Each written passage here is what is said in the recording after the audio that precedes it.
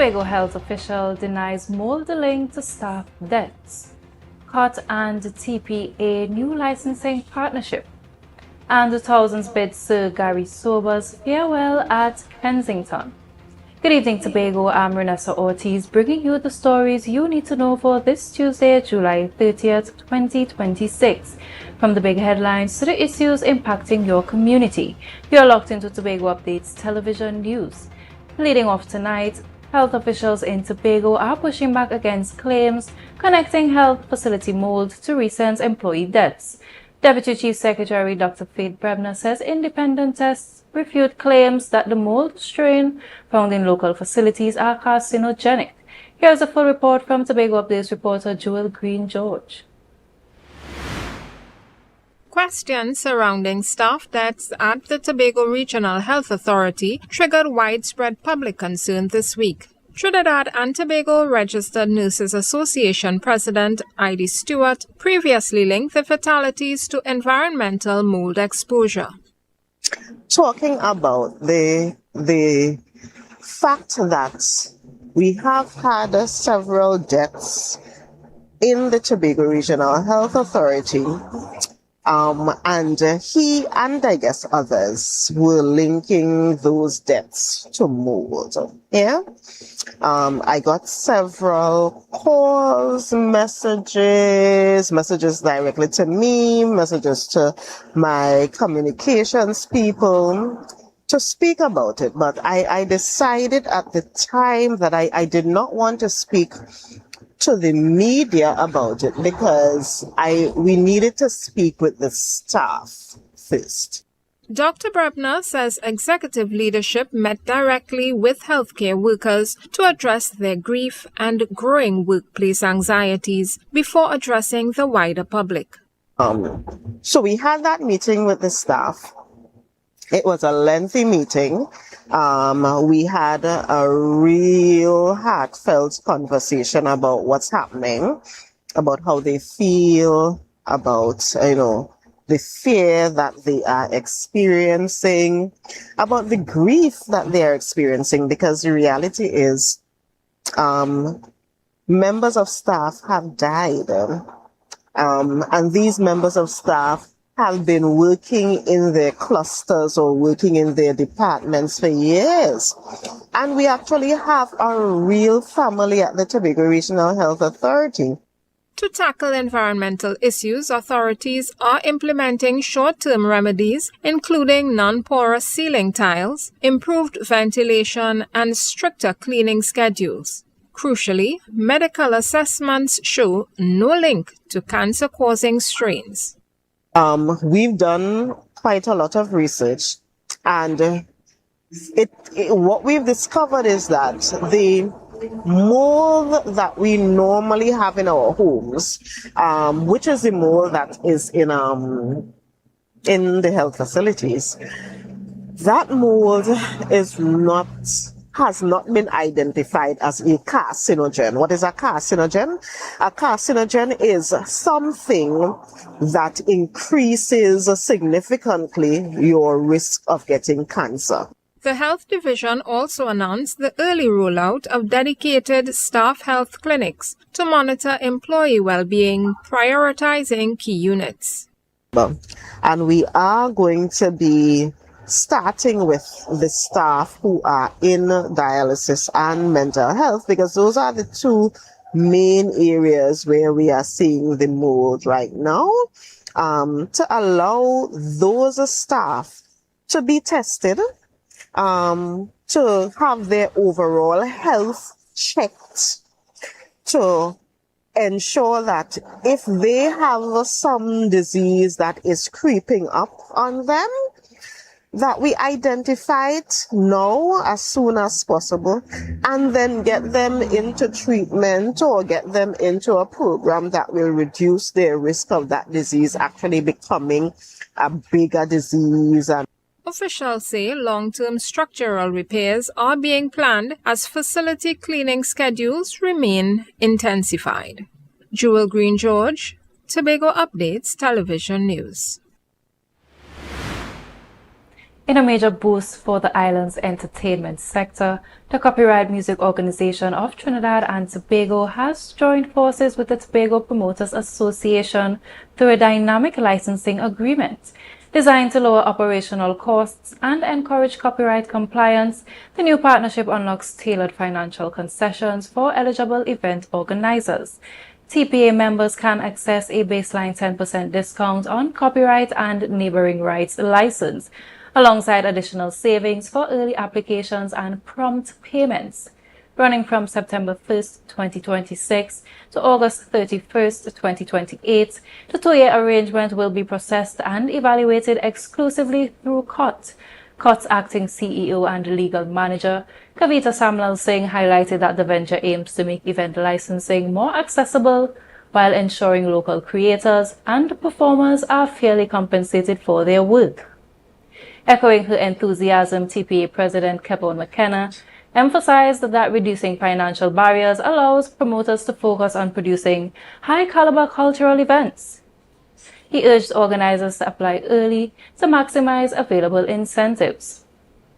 Ultimately, this strategic alliance bridges the gap between legal compliance and business growth, establishing a sustainable framework for Tobago's vibrant live music and event ecosystem. Thousands of mourners gathered from across the region at Kensington Oval in Barbados to pay their final respects to cricket legend and Barbadian national hero Sir Garfield Sobers, who passed away on July 17th at the age of 89. The state Thanksgiving service drew international figures, regional leaders, and prominent athletes to honor him. Joel Green George reports on the official farewell to cricket's greatest all-rounder. The world of cricket stood still at Kensington Oval in Bridgetown as thousands dressed in white gathered to bid farewell to Sir Garfield Sobers. The official state service of Thanksgiving celebrated the life and unmatched achievements of the West Indies icon. Dignitaries, international cricket officials, and members of the West Indies Test team attended the service. Barbadian players flew in directly from their recent 99 Test victory over Pakistan to join Cricket West Indies President Dr. Kishore Shalho, alongside delegate of the U.S. Congress Stacey Plaskett, former Trinidad and Tobago Prime Minister Dr. Keith Rowley, renowned cricketer Brian Lara, Robin Rihanna Fenty, and other regional leaders at the arena. Following days of public viewing at Parliament buildings and Kensington Oval, military pallbearers bore the flag-draped casket into the venue. The military guard of honor escorted the procession past thousands of grieving citizens, paying tribute to their national hero. Sir Garfield represented more than sporting greatness. His career spanning 93 Test matches, 8,032 runs and 235 wickets defined Caribbean identity during an era of regional independence. At the conclusion of the state service, the funeral motorcade made its journey through the streets of Bridgetown. Citizens lined the roadways, clapping and waving national flags as the procession traveled to Coral Ridge Memorial Gardens for a private family burial. Tributes continued to pour in from across the globe. The government of Barbados confirmed that commemorative books will remain open for signatures, ensuring that citizens and visitors can continue to record their appreciation for cricket's ultimate legend. Jewel Green George, Tobago Updates Television News. Up next, Akeem Stewart claims Commonwealth bronze. Tobago, are you ready to celebrate culture, color, and creativity? Then make Heritage Haven books and things your first stop this Heritage Festival. Step into a world of vibrant African wear, handcrafted accessories, unique gifts, local authors, and inspiring books for every age. Whether you're dressing for the festivities or searching for something special, Heritage Haven has something just for you. Heritage Haven books and things where culture comes alive. Visit us today at the Scarborough Esplanade and discover treasures. Celebrate culture where read it, live it. Step out of my dreams to my real life. Girl, I wanna know you feel like, yeah. Come closer to me, let the stars align, yeah. In the middle of the night, you bring the sunshine. Miss Lady, she have a pot on the fire, burn a flame when she cooking. Every village has a story. Every tradition has a voice. This July 16th to August 1st, discover them all at the 2026 Tobago Heritage Festival. This year's theme, Let We Tell the Whole Story, invites you to experience the customs, resilience, and rich cultural legacy that continue to define Tobago. Join us for unforgettable performances, village celebrations, and authentic cultural experiences across the island. The Tobago Heritage Festival 2026. Let we tell the whole story. Visit TobagoFestivalsCommission.com for event details.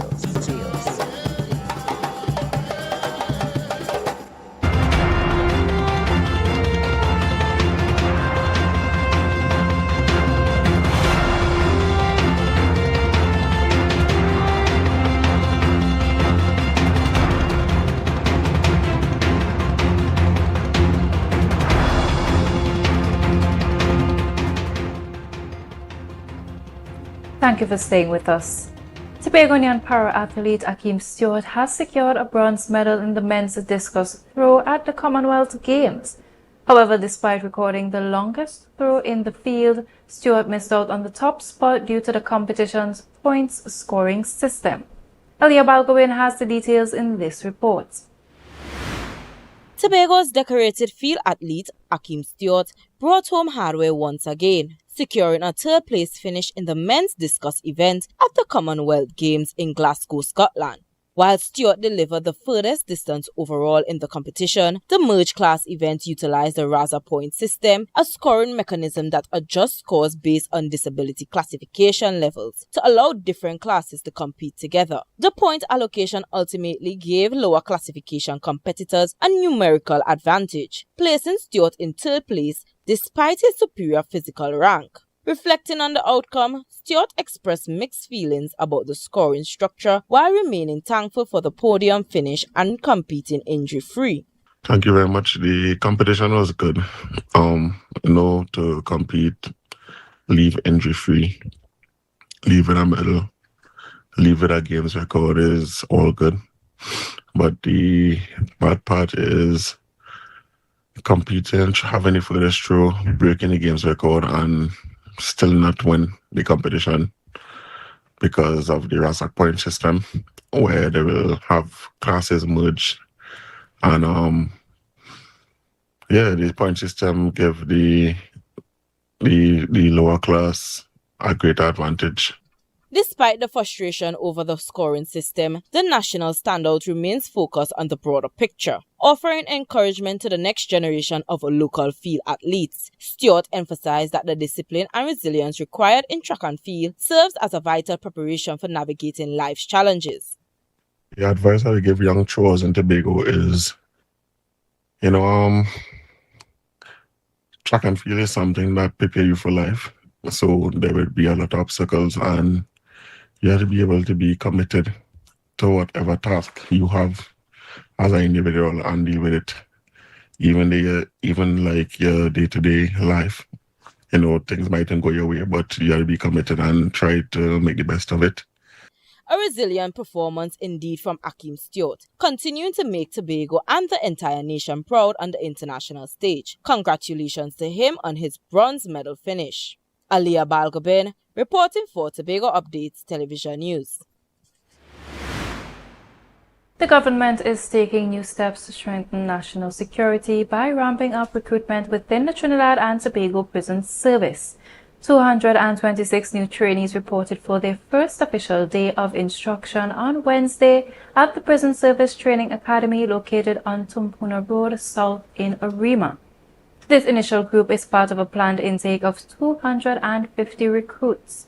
Officials confirmed that additional candidates are currently being contacted to fill the remaining seats and bring the batch to its full strength in the coming days. The new trainees were met on site by Minister of Homeland Security Roger Alexander and Minister of Justice Devesh Maharaj as they began their orientation. According to a public statement released by Prime Minister Kamala Prasad Bisesa on July 29th, building a more professional prison service forms a central part of the administration's broader plan to tackle crime and make communities safer. The Prime Minister noted that the intensive training program is designed to build operational capacity, improve security across correctional facilities, and support the rehabilitation of offenders entering the justice system. This current class represents just the first wave of a larger hiring drive. A second intake of recruits is scheduled to begin their orientation process on August 24th, with their formal classroom and field training slated to start on September 1st. National security officials maintain that continuous investment in law enforcement personnel and correctional institutions remains critical for long-term public safety. The ministry expects these new officers to join active duty upon completion of their rigorous coursework later this year. 17 individuals have officially received the presidential pardons. Justice Minister Devesh Maharaj presented the warrants during a ceremony at the ministry's head office on Tuesday. Maharaj serves as chairman of the Advisory Committee on the Power of Pardon, commonly called the Mercy Committee. During the presentation, Maharaj acknowledged long delays and backlogs in handling pardon applications. He pledged the ministry's commitment to clearing those delays and moving applications forward more efficiently. Official sources have not publicly released the individual names of the recipients. However, Minister Maharaj commended the group for making positive changes in their lives, pointing to the value of rehabilitation, second chances, and restorative justice. Senior ministry leadership attended the presentation, including Acting Permanent Secretaries Trudy Lewis and Ayana Gaspard Clark, alongside Acting Deputy Permanent Secretary Fran Chaitu Jacob. Ministry officials say the distribution aims to strengthen public confidence in the justice system while upholding the rule of law. Don't go anywhere, more news is coming up right after the break. But why wait? Take Tobago updates with you wherever you go. Connect with us right now on Facebook, Instagram, and YouTube to join the discussion. We'll be back in just a moment. Stay right there. The Caribbean is more than just a place. It's a spirit, resilient, vibrant, and full of possibility. It's who we are and the heart of everything we do. For over 150 years, we've been right here, invested in the Caribbean, its people, and its progress. And today, we're going even further. We're deepening our commitment to the region, continuing to invest in the networks, services, and digital solutions that move Caribbean businesses forward. Whether you are a mid-sized business or multinational player, we bring you resilient connectivity, personalized service, and tailored IT solutions, all powered by local teams that truly have your back. We're here to help you navigate challenges, grow, and achieve your goals with practical solutions, reliable networks, and a partnership rooted in trust and your long-term success. Liberty Business, rooted in the Caribbean, committed to you.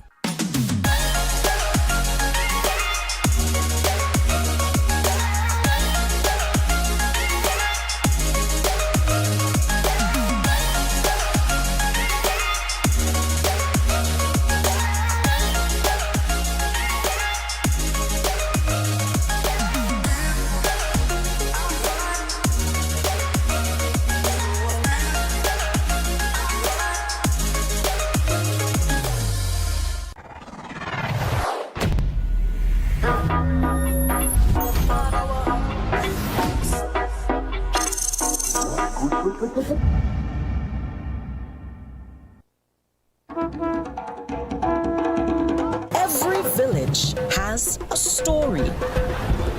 Every tradition has a voice. This July 16th to August 1st, discover them all at the 2026 Tobago Heritage Festival. This year's theme, Let We Tell the Whole Story, invites you to experience the customs, resilience, and rich cultural legacy that continue to define Tobago. Join us for unforgettable performances, village celebrations, and authentic cultural experiences across the island. The Tobago Heritage Festival 2026. Let we tell the whole story. Visit TobagoFestivalsCommission.com for event details.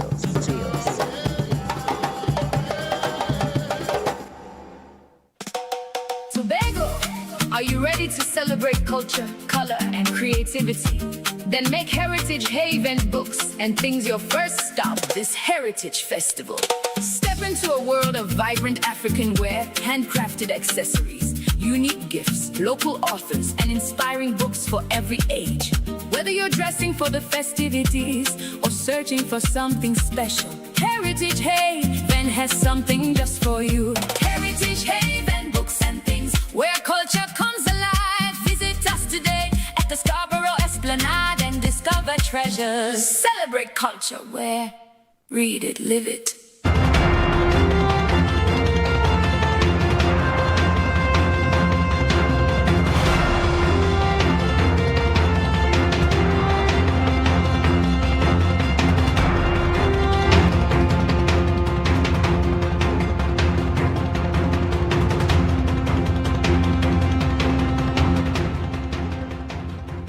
Welcome back. A high alert public safety warning remains active across Trinidad and Tobago tonight as accused murderer Robbie Kadu stays on the run. Authorities confirm the 39-year-old suspect is armed and dangerous. Today marks 27 days, nearly 4 weeks since Kadu escaped custody from the Arima Health Facility on July 3rd around 7:15 p.m. He faces charges of murder and attempted murder, and the Prisons Officers Association of Trinidad and Tobago has issued an urgent renewed reminder, stressing that the escapee poses an ongoing risk to public safety.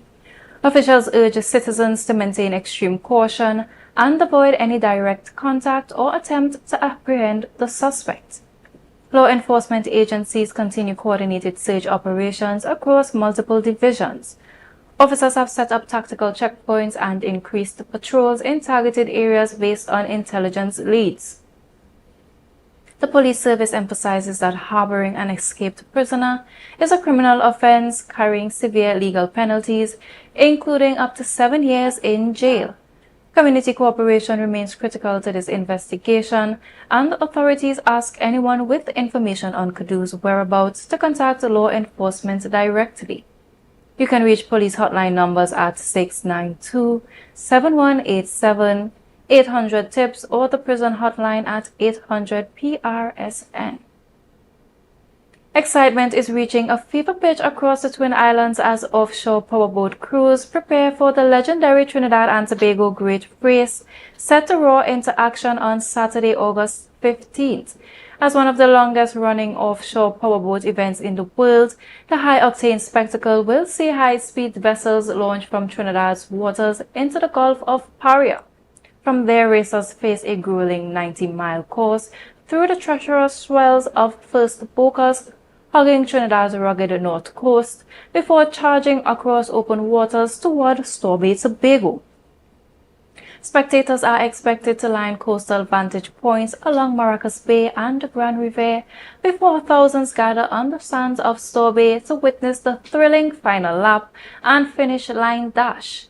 Competing across multiple speed classes, boat captains and throttlemen will test mechanical endurance and navigation skills in pursuit of class titles and prestige.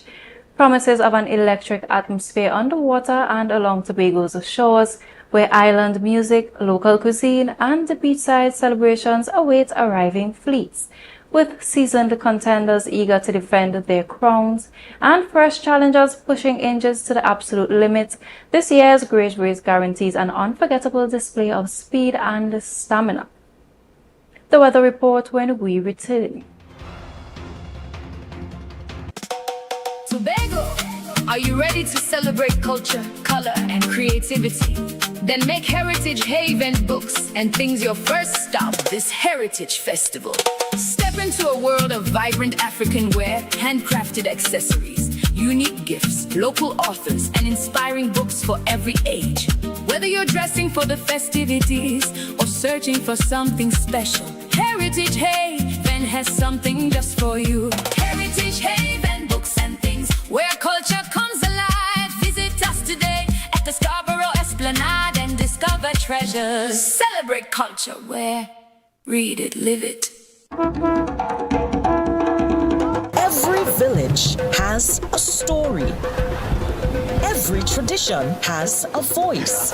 This July 16th to August 1st, discover them all at the 2026 Tobago Heritage Festival. This year's theme, Let We Tell the Whole Story, invites you to experience the customs, resilience, and rich cultural legacy that continue to define Tobago. Join us for unforgettable performances, village celebrations, and authentic cultural experiences across the island. The Tobago Heritage Festival 2026. Let we tell the whole story. Visit TobagoFestivalsCommission.com for event details.